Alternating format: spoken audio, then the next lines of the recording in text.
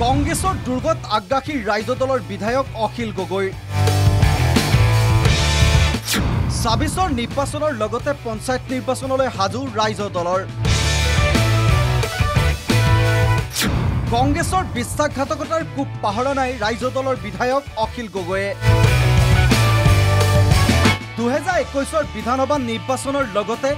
২৪ৰ উপ নিৰ্বাচনত কংগ্ৰেছে কৰা বিশ্বাসঘাতকতাৰ কূপ দিবলৈ হাজু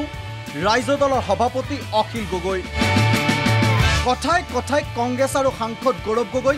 তীক্ষ্ণ বাক্যৰে কটাক্ষ অখিল গগৈ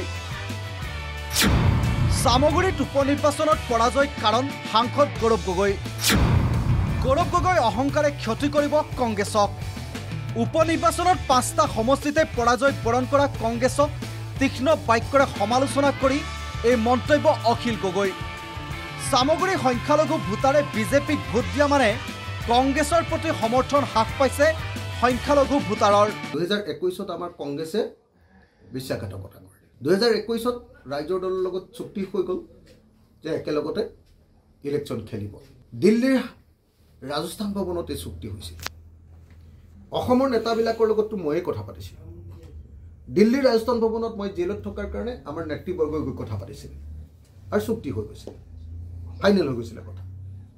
কিন্তু কংগ্ৰেছে বিপিএফক পাই আমাক লাট মাৰি দিলে কংগ্ৰেছে আমাক লাট মাৰিলে কংগ্ৰেছে আমাক বিশ্বাসঘাতকতা কৰিলে ২০২১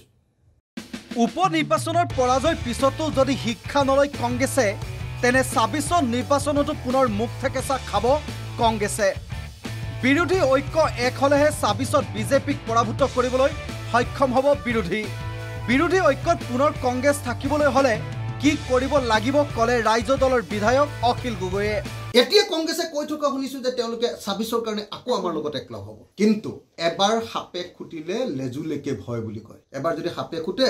ৰছীডাল পৰি থাকিলেও সাপ যেন দেখে এটা কংগ্ৰেছলৈ আমাৰ বহুত ভয় লাগে কংগ্ৰেছক আমি ভয় কৰোঁ কংগ্ৰেছে আকৌ বিশ্বাসঘাতকতা কৰিব বুলি আৰু কংগ্ৰেছে বিশ্বাসঘাতকতা কৰি আমাকে বদনাম দিব বুলি আমাৰ সন্দেহ হয় সেইকাৰণে এবাৰ যদি কংগ্ৰেছৰ লগত কথা পাতিবলৈ হয় তেতিয়াহ'লে কংগ্ৰেছে আগতেই ক'ব লাগিব যে তেওঁলোকে ২০২৬ চনত কেইখন আসনত খেলিব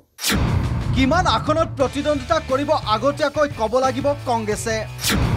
কোন কোন আসনত নিৰ্বাচন খেলিব সেয়াও স্পষ্ট কৰিব লাগিব কংগ্ৰেছে বিশ্বাসঘাতকতা কৰে এইটো কনফাৰ্ম আমি ভাবোঁ যে আগন্তুক পঞ্চায়ত নিৰ্বাচনত আমি সকলোৱে একেলগতে বিৰোধী পক্ষই কংগ্ৰেছকে ধৰি আমি সকলোৱে একেলগতে নিৰ্বাচন খেলিব লাগে ২০২৬ চনৰ বিধানসভাত আমি সকলোৱে একেলগতে নিৰ্বাচন খেলিব লাগে কিন্তু এইবাৰ কংগ্ৰেছৰ চৰ্তত নহ'ব এইবাৰ কংগ্ৰেছক মানে আগৰ নিচিনাকৈ বগা কাগজ খালী কাগজ দি দিয়া নহ'ব খালী চেক দি দিয়া নহ'ব এইবাৰ চেকত প্ৰথমতে একদম এমাউণ্ট লিখি কাৰ নামত একাউণ্ট আছে একদম পুৰা লিখি ল'ব লাগিব কংগ্ৰেছক এইবাৰ কোনো পধ্যে খালী চেক দিয়া নহ'ব উপ নিৰ্বাচনত কংগ্ৰেছৰ দুৰ্গস্বৰূপ সামগুৰি জয় পিছতেই অধিক আত্মবিশ্বাসী হৈছে ৰাজ্যিক বিজেপি সংখ্যালঘু ভোটাৰৰ সমৰ্থন লাভ কৰিছে বিজেপিয়ে তাৰ পিছতে পঞ্চায়ত নিৰ্বাচন আৰু ২৬ৰ নিৰ্বাচনৰ বাবে ৰণকৌশল সাজু কৰিছে